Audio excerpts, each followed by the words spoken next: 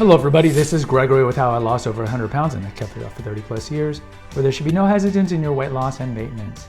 Today we're going to talk about the best workouts to lose weight and keep it off. Now before we begin, if you do need help with weight loss, especially from the psychological point of view, contact me through the Clarity FM link found here in the episode notes. Also check out my website, Naturopathic Earth, which has tons of recipes and articles that might be useful to you, my podcast, my 2 books, and if you appreciate my content, there is a link for PayPal. Look, I'll be honest. What's the best workout for losing weight?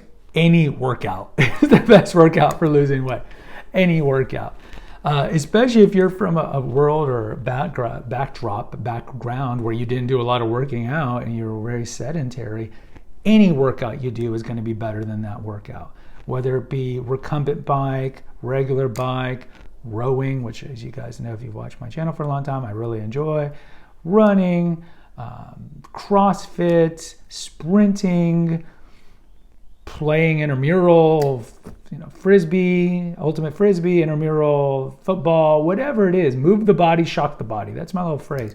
Move the body, have the body in constant movement, whether it be standard cardio or would it be taking walks or hiking or playing sports like soccer or swimming or whatever it is. And then shock the body, calisthenics, push-ups, planks, running up the stairs, all these things. So I would tell you, what's the best workout to lose weight? Any of those are better than what you were doing before.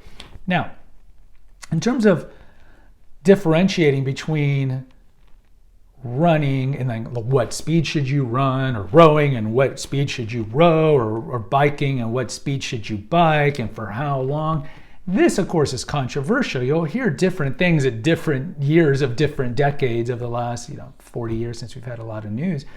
You're going to hear different things. And you'll find studies that support all of them. We do have an episode here on chronic cardio.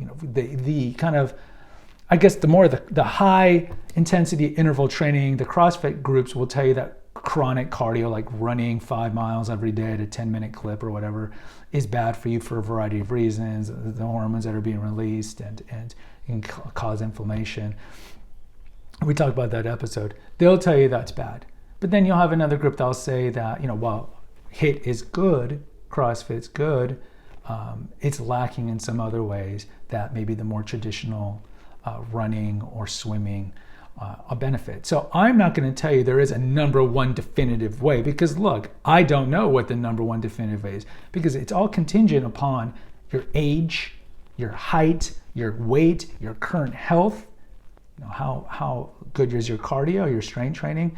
So you can have a bias, and a lot of people do. Like I've mentioned before, the people who love to lift weights for 3 hours a day every day will tell you that this is what you need to do.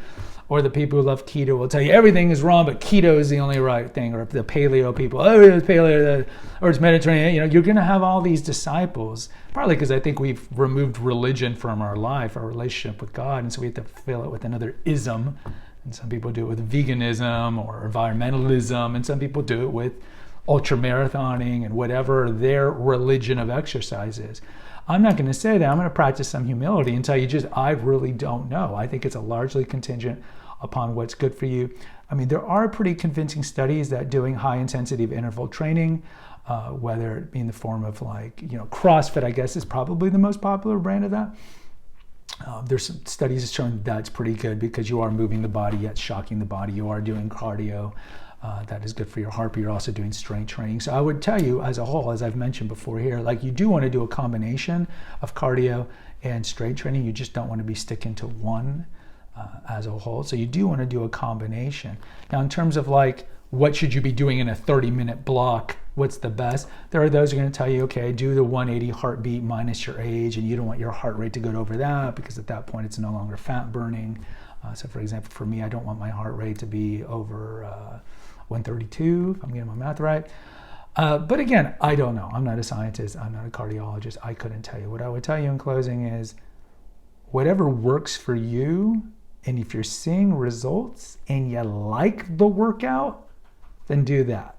I am fortunate in that I don't get bored running or bored rowing because I listen to music, or bored whatever, biking. But there are people like, I don't want to get on this track and run in circles. I totally understand that. I totally understand that. So you got to find something that motivates you, that you like. So variety is the spice of life, and you like to do a different cardio or strength training every day just to mix it up because that's what keeps you going, then do that. If you're more of a type that's like, I'm totally fine rowing and looking at a mirror right in front of me as I row, I can't do that. I need to look at space. All right, then do that. But the point is just do something. Just do something. Move the body, shock the body, and do something. That is the key. Guys, post in the comments. I'd love to hear from you. Hit the notification, subscribe, and share button. Until next time, take care. God bless and pray.